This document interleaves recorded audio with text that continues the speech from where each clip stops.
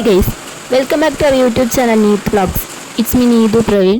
ഇതൊരു ലാസ്റ്റ് വെനസ്ഡേത്തെ വ്ളോഗാണ് കേട്ടോ. ഉച്ചതൊട്ട് നല്ല മഴയുണ്ടായിരുന്നു. മഴ മാത്രമല്ല കാറ്റത്തെ മേലെ ഇട്ടിട്ടുണ്ടായിരുന്ന ഷീറ്റൊക്കെ ചെറുതായിട്ട് പാറുന്നുണ്ടായിരുന്നു. വൈകുന്നേരം ആയപ്പോഴത്തേക്കും മഴയൊക്കെ തുറന്ന് നല്ല രീതിയിൽ വെയിലും വന്നു. ആ നേരത്താണ് നമ്മൾ ഫ്ലിപ്കാർട്ടിൽ ഗ്രോസറി ഓർഡർ ചെയ്തിട്ടുണ്ടായിരുന്ന ഡെലിവറി ആയതേ. അവർ വീട് കണ്ടുപിടിക്കാൻ കുറച്ച് വളഞ്ഞു എന്നാ പറഞ്ഞത്. നമ്മളിപ്പോൾ കുറച്ച് മാസങ്ങളായിട്ട് ഇങ്ങനെ ഫ്ലിപ്കാർട്ടിൽ ഗ്രോസറി ഐറ്റംസ് ഒക്കെ ഓർഡർ ചെയ്യുന്നത് കേട്ടോ. ഷോപ്പിൽ നിന്ന് വാങ്ങിക്കുന്നതിനെ കാട്ടി കമ്പാരിറ്റീവ്ലി എനിക്ക് കുറച്ച് പ്രൈസൊക്കെ അങ്ങോട്ടും ഇങ്ങോട്ടും നല്ല രീതിയിൽ തന്നെ മാറ്റമുള്ളതായിട്ട് ഫീൽ ചെയ്തിട്ടുണ്ട്. അതുകൊണ്ട് തന്നെയാണ് ഇത് തന്നെ പിടിച്ചിരിക്കുന്നത്. ഇതാവുമ്പോൾ വലിയ പണിയൊന്നും ഇല്ലല്ലോ, അവർ തന്നെ വീട്ടിൽ കൊടുന്ന് തരും.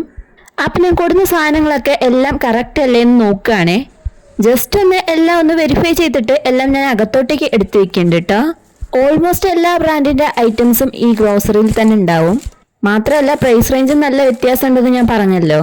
അപ്പൊ സാധനം എല്ലാം അകത്തോട്ട് എടുത്തു വെച്ചിട്ട് ആദ്യത്തെ പണി ഇതിന്റെ എക്സ്പയറി എല്ലാം ഒന്ന് ഒത്തുനോക്കലാണ്. എത്രയൊക്കെ ഓക്കെയാണ്, കംഫർട്ടബിൾ ആണ് എന്നൊക്കെ പറഞ്ഞാലും ഇതിന്റെയൊക്കെ എക്സ്പയറിയും ക്വാളിറ്റിയൊക്കെ ഒന്ന് വെരിഫൈ ചെയ്യുന്നത് നല്ലതല്ലേ. ബൈ ദ ബൈ ക്വാളിറ്റിയൊക്കെ നല്ല ഗുഡാണ് കേട്ടോ. നമ്മളിപ്പോൾ ഏകദേശം ഒരു 4-5 വട്ടമൊക്കെയായി ഇവിടെ വന്ന ശേഷം ഇങ്ങനെ പർച്ചേസ് ചെയ്യുന്നു. ഇതിലിപ്പോൾ ഞാൻ എടുത്തതിൽ കൂടുതലും ഫ്ലിപ്കാർട്ടിൽ തന്നെ ബ്രാൻഡായ ക്ലാസിക്കിന്റെ പ്രോഡക്ട്സ് ആണ് കേട്ടോ കൂടുതലുള്ളത്. ഞാൻ എപ്പോഴും ഇതൊക്കെ ചൂസ് ചെയ്യുമ്പോഴത്തേക്ക് പ്രൈസ് റേഞ്ചും പിന്നെ അതിന്റെ ക്വാളിറ്റിയും പിന്നെ അവർ തന്നെ കൊടുത്തിരിക്കുന്ന റേറ്റിംഗും റിവ്യൂ ഒക്കെ നോക്കിയിട്ടാണ് കേട്ടോ ഓരോ സാധനങ്ങളും സെലക്ട് ചെയ്യുന്നത്. എല്ലാ സാധനവും ഒരു ഭാഗത്തേക്ക് ഒതുക്കി വെച്ചിട്ട് നേരെ അടുക്കളയിലോട്ട് വിട്ടു. വൈകുന്നേരം ആയേ, ഇപ്പൊ വരും ഒരാള് വിശക്കുന്നോന്ന് പറഞ്ഞിട്ട്. അപ്പൊ എന്തായാലും ആള് വരുമ്പോഴത്തേക്ക് എന്തെങ്കിലും ഉണ്ടാക്കി വെക്കാന്ന് വിചാരിച്ചു. പ്രത്യേക കാരണം ഈ ചക്ക തന്നെയാണ്. ഇതിപ്പോ രാവിലെ നമ്മുടെ താഴെ ഹൗസ് ഓണർ ഉമ്മ അവർ കൊടുന്ന് തന്നതാണ് കേട്ടോ. അവർക്ക് എവിടെ നിന്നോ കിട്ടിയപ്പോൾ നമുക്കൊരു കുഞ്ഞു കഷ്ണം കൊടുന്ന് തന്നതാണ്. കുഞ്ഞതല്ല, കുറച്ച് വലിയ കഷ്ണമാണ്. എനിക്കിത് ഇങ്ങനെ വെട്ടി വലിയ പരിചയമില്ല. പിന്നെ ഒന്നാമത് ഒരു മണ്ടങ്കത്തിയാണ് ഇവിടെ ഉള്ളത്. എങ്ങനെയൊക്കെയോ കുറച്ച് അങ്ങോട്ടും ഇങ്ങോട്ടും തിരിച്ചും വലിച്ചൊക്കെ ഞാനത് മുറിച്ചെടുത്തിട്ടുണ്ട്. പച്ചച്ചക്കയാണ് കേട്ടോ. അപ്പൊ ഇത് വേവിക്കാന്ന് വിചാരിച്ചിട്ടാണ് എടുത്തിരിക്കുന്നത്. ഇവിടെ അവിക്കാന്നാണ് കേട്ടോ പറയാ, അവിച്ച കുട്ടിയെന്ന് പറഞ്ഞിട്ടാണ് ഉമ്മ തന്നത്. അപ്പൊ സാധനം എന്തായാലും ഞാൻ വെട്ടിയിട്ട് കുറച്ച് അധികം പശ ഉണ്ടായിരുന്നു കേട്ടോ. പച്ചച്ചക്ക ആയതുകൊണ്ട് തന്നെ നല്ല പശ ഉണ്ടായിരുന്നു. അപ്പൊ ഞാൻ അതൊക്കെ ഒന്ന് സെറ്റാക്കിയിട്ടുണ്ട്.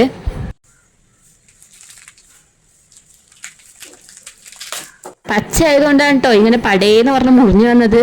ഈ വർഷം ഇത് 2-3 വട്ടമായിട്ടോ ഈ പച്ചച്ചക്ക കിട്ടുന്നത്. പഴുത്ത ചക്കയാണെങ്കിൽ കാണാൻ പോലും കിട്ടിയിട്ടില്ല.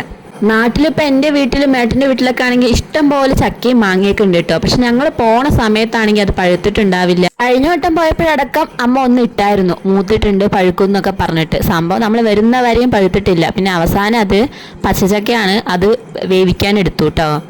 പണ്ടൊക്കെ ഈ സാധനം കണ്ണിന് മുന്നിൽ ഇഷ്ടം പോലെ ആയതുകൊണ്ട് ആർക്കും വേണ്ട. ഇപ്പോഴാണെങ്കിൽ കിട്ടാനും വഴിയില്ല. ആ ഒരു അവസ്ഥയിലാണ് ഇപ്പോൾ. ഇവിടെ ഇപ്പം നമ്മൾ താമസിക്കുന്നതിൻ്റെ അടുത്തൊന്നും ചക്കമരവും കാര്യങ്ങളൊന്നും ഇല്ല. പക്ഷെ ഇത് കുറച്ച് ദൂരം ആരോ കൊടുത്തിട്ട് ഉമ്മ വെട്ടി തന്നതാണ്. കഴിഞ്ഞ വർഷം അടക്കം ഏട്ടൻ്റെ കൂടെ ഓഫീസിൽ വർക്ക് ചെയ്യുന്ന ഒരു ചേട്ടൻ്റെ വീട്ടിൽ നിറയെ ഉണ്ടായിട്ട് അവർ കൊടുത്തിട്ട് ഒരു വലിയ ചക്ക കൊടുന്ന് ഞങ്ങൾ എല്ലാവരും മുറിച്ച് കൊടുത്തിട്ടുണ്ടായിരുന്നു എല്ലാവർക്കും കേട്ടോ. ഇപ്രാവശ്യം അങ്ങനെ പോലും ഒന്നും കിട്ടിയില്ല. ഇതാണ് പറയുന്നത്, കണ്ണുണ്ടാവുമ്പോൾ കണ്ണിൻ്റെ വില അറിയില്ല എന്ന്.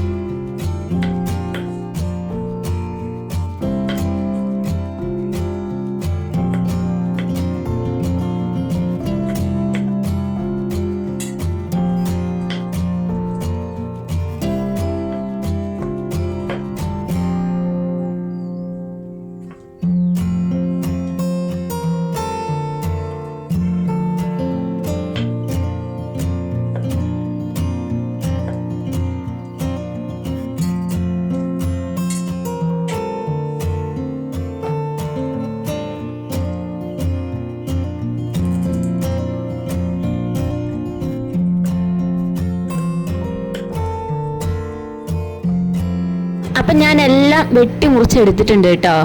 കുറച്ച് തോന ഉണ്ടായിരുന്നത് കൊണ്ട് തന്നെ ഞാൻ കുറച്ചെടുത്ത് മാറ്റി വെച്ചിട്ടുണ്ട്, നാളെ കറി വെക്കാമെന്ന് വിചാരിച്ചിട്ട്. കറി വെക്കുന്ന കാര്യമൊന്നും എനിക്ക് അറിയത്തില്ല, ഉമ്മ തന്നെ ഒരു റെസിപ്പിയൊക്കെ പറഞ്ഞു തന്നിട്ടുണ്ട്. അപ്പം ഞാനത് പിടിക്കാമെന്ന് വിചാരിച്ചു.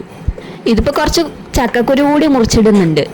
പണ്ട് ഇങ്ങനെ ചക്ക പുഴുക്കിനൊക്കെ മുറിച്ചിടുമ്പോൾ അതിൽ ചക്കക്കുരു ഇടുമ്പോൾ അമ്മ പറയാറുണ്ട് ഏറ്റവും കൂടുതൽ കൊതിയുള്ള ആൾക്കാർക്കായിരിക്കും ഇത് കിട്ടുക എന്നുള്ളത്. ഉള്ളതാണോ എന്നൊന്നും അറിയത്തില്ല. ഇപ്പം എന്തായാലും ഞാൻ കുറച്ച് മുറിച്ചിട്ടിട്ടുണ്ട്. വേവിക്കാനായിട്ട് കുറച്ച്, അധികമൊന്നുമില്ല, കുറച്ച് വെള്ളം ചേർത്തിട്ടുണ്ട്. ആവശ്യത്തിന് ഉപ്പും ഒരു പൊട്ട് മഞ്ഞൾപ്പൊടിയും കൂടി ചേർത്തിട്ട് നല്ല ഇളക്കിയും കണ്ട് കുക്കറിൽ തന്നെയാണ് ഇട്ട് വെക്കുന്നത്. ഒറ്റ വിസിലടുപ്പിച്ചെടുത്താൽ മതി, നല്ല വെന്ത് കിട്ടുവേ.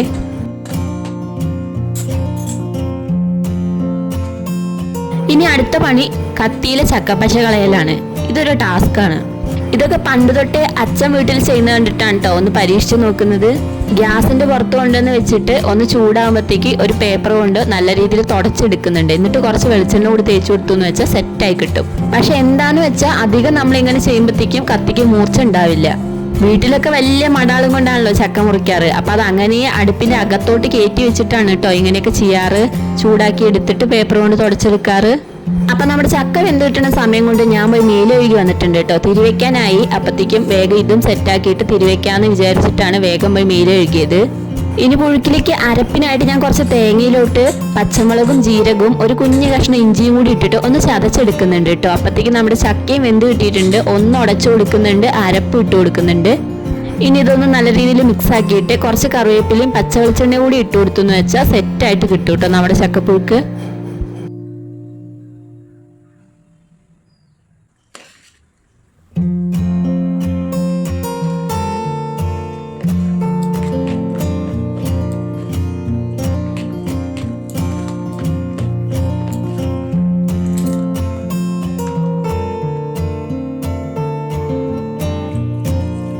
കൈയോടെ ഞാൻ കാപ്പി കൂടി ഉണ്ടാക്കി എടുക്കുന്നുണ്ട് കേട്ടോ.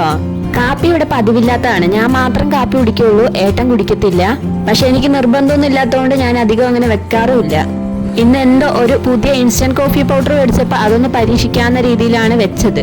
പൊതുവെ മഴക്കാലമായ എനിക്ക് കുറച്ച് കാപ്പി കൂടി കൂടുതലാണ്. വേനൽക്കാലാണെങ്കിൽ തീരെ ഇല്ലേനും. മഴയൊക്കെ പെയ്യുമ്പോൾ ചൂട് കാപ്പിയൊക്കെ കുടിച്ചിരിക്കാൻ നല്ല സുഖമല്ലേ. അങ്ങനെ അപ്പൊ നമ്മുടെ ഇന്നത്തെ കാപ്പി കുടിക്ക് ചക്കപ്പുഴുക്കും കൂട്ടുണ്ടേ. അപ്പൊ ഞാൻ അതെല്ലാം വിളമ്പിട്ട് ഞങ്ങൾ ചായ കുടിക്കാനുള്ള പുറപ്പാടിലാണ്.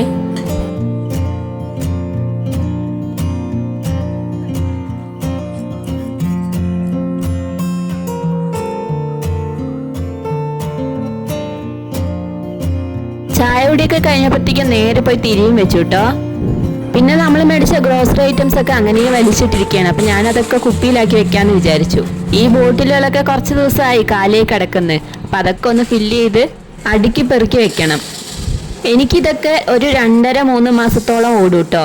കൂടുതലും പരിപ്പ്, പയറ്, കടല അങ്ങനത്തെ സാധനങ്ങളൊക്കെയാണ് കേട്ടോ മേടിച്ചിരിക്കുന്നത്. അപ്പൊ നമ്മുടെ ഇന്നത്തെ കുഞ്ഞു വീഡിയോ ഇത്രയേ ഉള്ളൂ. ഒരു ഈവനിങ് വ്ലോഗ് ആയിരുന്നേ. അപ്പൊ നമ്മുടെ ചാനലും വീഡിയോസും ഒക്കെ ആദ്യമായിട്ട് കാണുന്നവരാണെന്ന് വെച്ചാൽ ഒന്ന് സബ്സ്ക്രൈബ് ചെയ്ത് സപ്പോർട്ട് ചെയ്തിരിക്കണേ. അപ്പൊ നമുക്ക് അടുത്തൊരു വീഡിയോ ആയിട്ട് നാളെ കാണാം. അപ്പൊ ശരി, എന്നാ പിന്നെ.